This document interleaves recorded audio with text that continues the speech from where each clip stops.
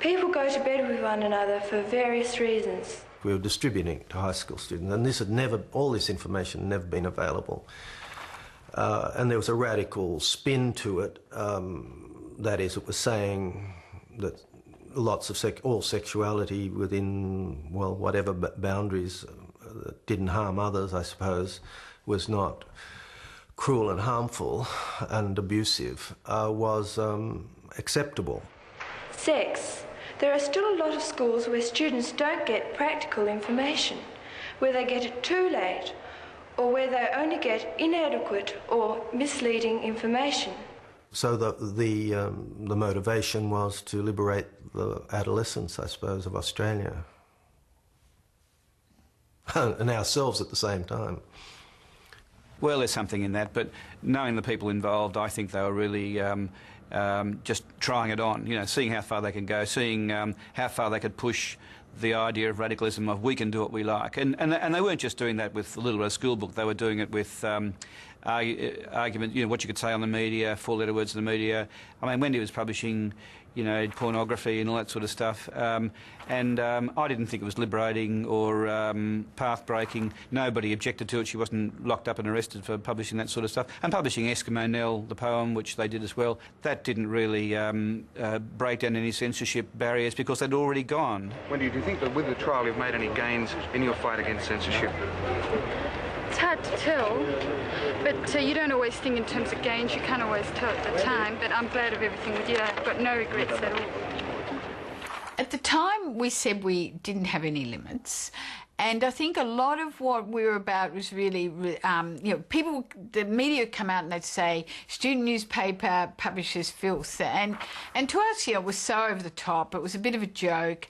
And in a way, that just led us and stimulated us to publish more. You know, we saw it as fun. It was not so much that we were terribly interested in pornography. For myself, I'd actually, until 1970, seen very little pornography. And I don't think I was terribly moved by it one way or the other, but I was very keen to challenge the laws and the actual self-censorship that was going on. It's hard to convey to now how outrageous and how dramatic and startling and frightening it was to see the four-letter words on the page, to see accurate and erotic descriptions of sexuality on the page, to see old ballads, obscene ballads published. It was, I mean, it must have been like people in Eastern Europe suddenly reading uncensored political papers for the first time.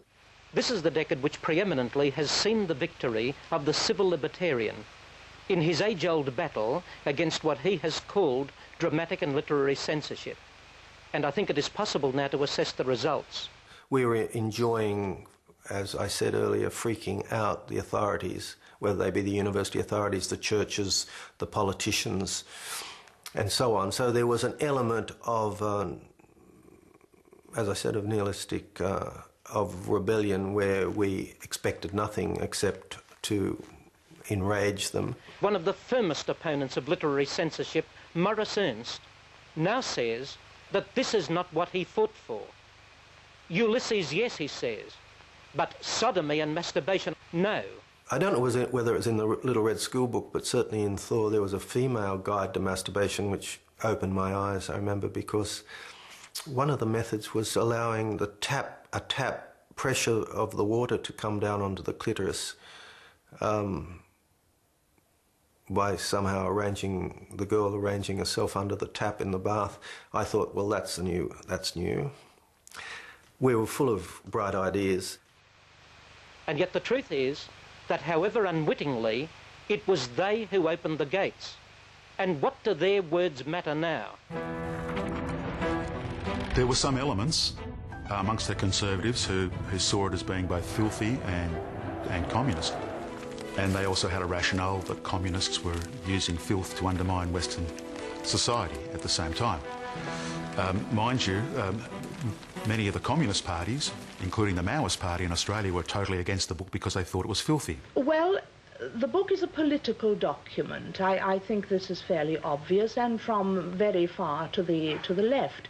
But then it goes on every page to state as incontrovertible facts things which are very debatable points of left-wing political dogma.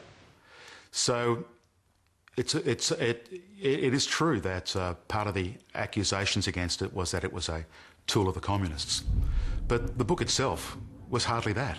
I think it was very much in the tradition of civil libertarianism and liberalism, something that, because of the propaganda wars at the time, was overlooked. There's no foolproof way to tell if someone's a communist. No easy way to decide if communists are fools or traitors or patriots. A few keywords like progressive and contradiction, a few habits of speech such as always calling Russia the Soviet Union and the Viet Cong the National Liberation Front are giveaways, but some non-communists use them too.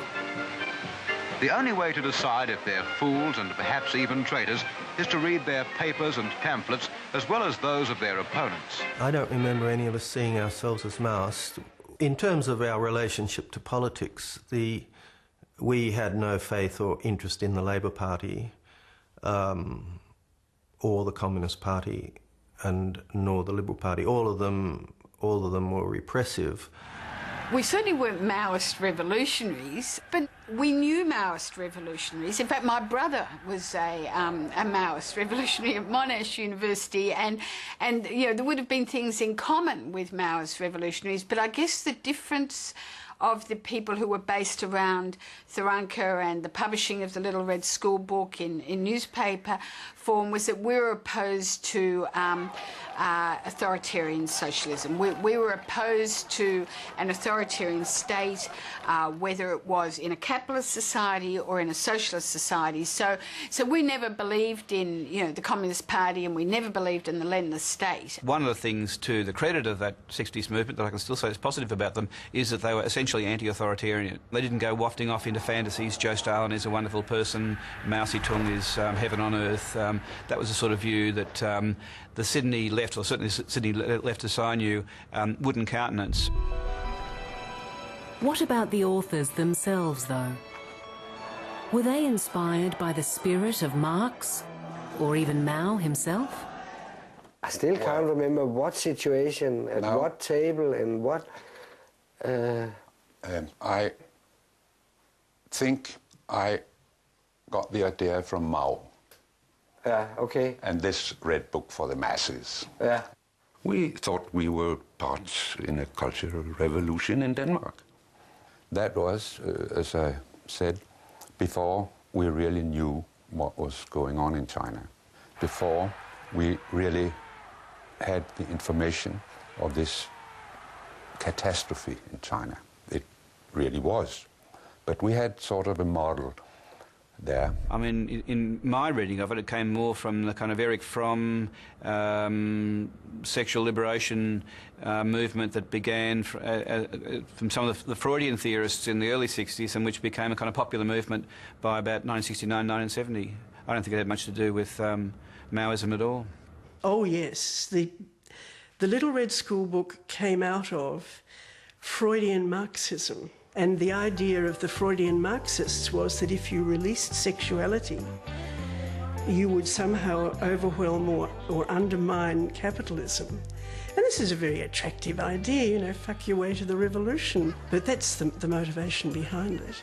We call it the Little Red Schoolbook because Mao Zedong has sent out his Little Red Book, and we could imagine every pupil in Denmark standing in the schoolyard with the Little Red Schoolbook, crying up to the headmaster, "Now it's time to change the school, now it's time to change the school."